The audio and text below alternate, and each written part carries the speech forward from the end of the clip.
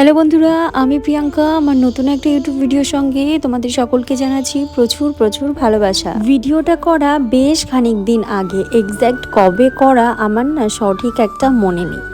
বাবান যেহেতু কয়েকদিন ধরেই বলছি তোমাদের, বাবানের শরীরটা প্রচণ্ড খারাপ ছিল। শীতকাল পড়ার থেকে ঠান্ডা সর্দি একদমই পিছু ছাড়তে চাইছে না।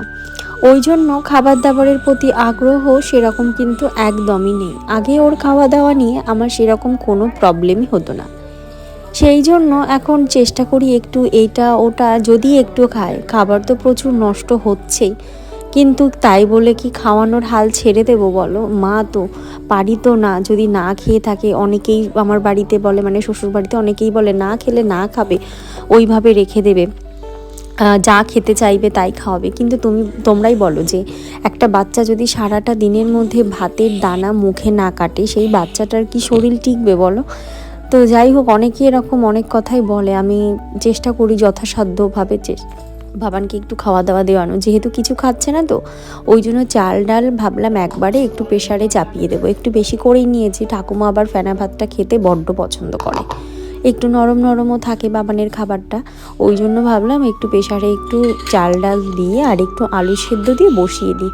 এক্সট্রা থাকলে ঠাকুমাও খেয়ে নেবে, আর তার থেকে যদি বেশি থাকে আমি একটু খাবো। বাবান তো তেমন খাচ্ছে না, খাবে অল্প একটুখানি। এইভাবে ফেনা ভাতটা করা আমি শিখেছিলাম আমার মায়ের কাছ থেকে। মাকে দেখতাম যে চাল ডাল একবারে দিয়ে করে। অনেক বাড়িতে শুধু চাল দিয়েই ফেনা ভাতটা করে, ফেনা ফেনা করে। কিন্তু মসুর ডাল, অল্প দুটো মসুর ডাল ওর মধ্যে দিয়ে দেখো, সত্যি দুর্দান্ত টেস্ট হয় খেতে। আর আলুটা কাঁচা লঙ্কা দিয়ে মেখে খেলে তো উফ, এর কোনো কথা হবে না। শীতকালের দিকে সকাল সকাল এক থালা ফেনা ভাত আর এরকম আলু মাখা জাস্ট জমে যায়।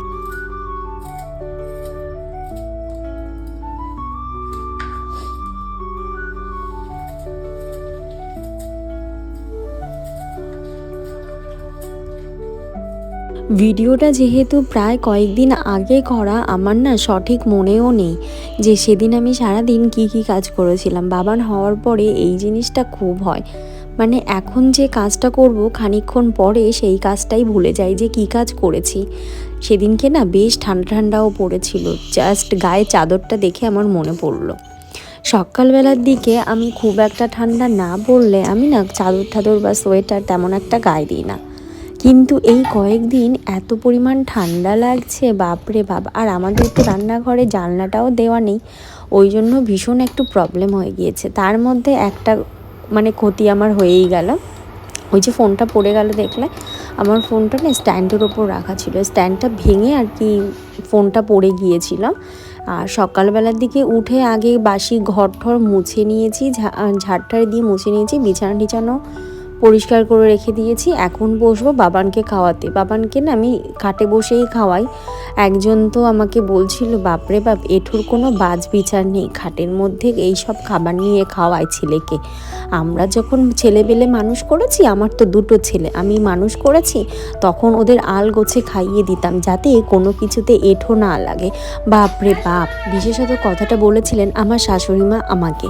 তো আমি সেই সব মানুষদেরকে বলতে চাই, সবার মানুষ করার ধরন বা সবার মানুষ করার মানে প্রসেসটা একরকম থাকে না। আমাদের মায়েরা যেটা করেছে সেটা কিন্তু আমরা করি না। আবার আমাদের মায়েরা যেইভাবে বাচ্চা মানুষ করেছে আমরাও কিন্তু সেইভাবে মানুষ করি না, বা আমাদের মায়েরাও কিন্তু সেইভাবে মানুষ করে থাকেননি। তো যুগ বদলাচ্ছে, যুগের সাথে সাথে আমরাও বদলাচ্ছি। আগে আমরা কোথাও যেতে গেলে তো পায়ে হেঁটেই যেতে পারতাম, মাইলকে মাইল রাস্তা হেঁটেই চলে যেতে পারতাম। এখন কি মাইলকে মাইল রাস্তা হেঁটে যেতে পারবো না? আমাদের কিন্তু এখন একটা যানবাহনের দরকারই পড়ে। আবার কেউ তো স্বাধীনতা মানে সুখ স্বাচ্ছন্দ্যের জন্য তো প্রাইভেট কারও ইউজ করে থাকে, যাদের একটু টাকা পয়সা আছে তারা। আমরা তো গরিব মানুষ, আমরা তো আর সবসময়ের জন্য প্রাইভেট কারে যেতে পারি না। কিন্তু আমি এটাই বুঝতে পারি না যে সবার মানুষ করার পদ্ধতি সমান নয়। মানে ওই বলে না, শুনে একটা অবস্থা হয়ে গিয়েছে আর কি আমার বাড়িতে।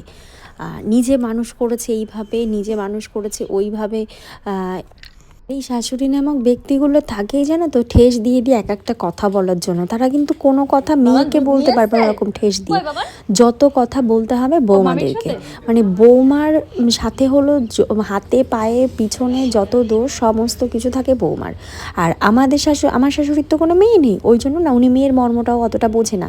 নিজের মেয়ে থাকলে তাহলে দেখতাম কি বলতে পারে কি পারে না। অবশ্য আমার সাথে অতটা আর কি দখলদারি খাটিয়ে পারে না অতটা, যেহেতু আমি কথাটা বলে দিই তাড়াতাড়ি করে। আর সকালবেলার দিকে দেখো এক গাদা জামা কাপড় হয়েছিল, সেইগুলো কেচে ধুয়ে তারপরে এসে প্রচণ্ড খিদে পেয়েছে, প্রচণ্ড, সে মানে বলার মতো নয়। আর সেই দিনকে এই খাবার খেয়ে বাপরে বাপ, আমার তো এখনও মনে পড়ে এত সুন্দর খাবার খেয়েছি, খাওয়ার পরে রাত ভোর যে কী যন্ত্রণায় ভুগেছি পেটে সে আর বলার নয়। মানে মনে হচ্ছে কি ঠাকুর প্রাণটা বেরিয়ে গেলে মনে হয় বেঁচে যেতাম। আমার কোনো দিনও লাইফে কোনো দিনও আমার এই রকম মানে গ্যাসের ব্যথা হয়নি, পুরো বুক ঠোক দিয়ে জ্বলে পুড়ে যাচ্ছে এমন অবস্থা।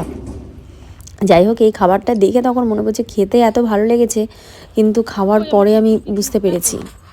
কি নিয়েছো ওটা? ওটাকে ব্যাট বানিয়েছে, দেখো তাহলে অবস্থা।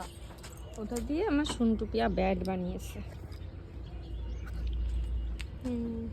খেলা করছে এখন। আর এইদিকে বাবান গিয়েছে একটু রান্নাঘরে, আর উনি রান্নাঘরে গেলে ওনাকে নিয়ে একটু রিলস ভিডিও বানাবো না তাই হয় বলো? ওকে নিয়ে সব সময়ের জন্য আমার টাইমটা যে কিভাবে কেটে যায়, কিন্তু ওকে এত বকা দিই পরে আবার ভাবি আমার বাবানটা এখন দুষ্টু করবে না তো কখন করবে। কিন্তু কি বলো তো, কোনো মা না চায় না যে ইচ্ছা করে তার সন্তানকে বকতে বা মারধর করতে, মানে বাধ্য হয়ে তারপরে আমরা এইটা করি। কিন্তু পরে যখন যে কষ্টটা হয় সেই কষ্টটা কিন্তু কখনো কেউই বুঝতে পারে না, একমাত্র মা ছাড়া এই কষ্টটা কেউ কখনোই বুঝবে না।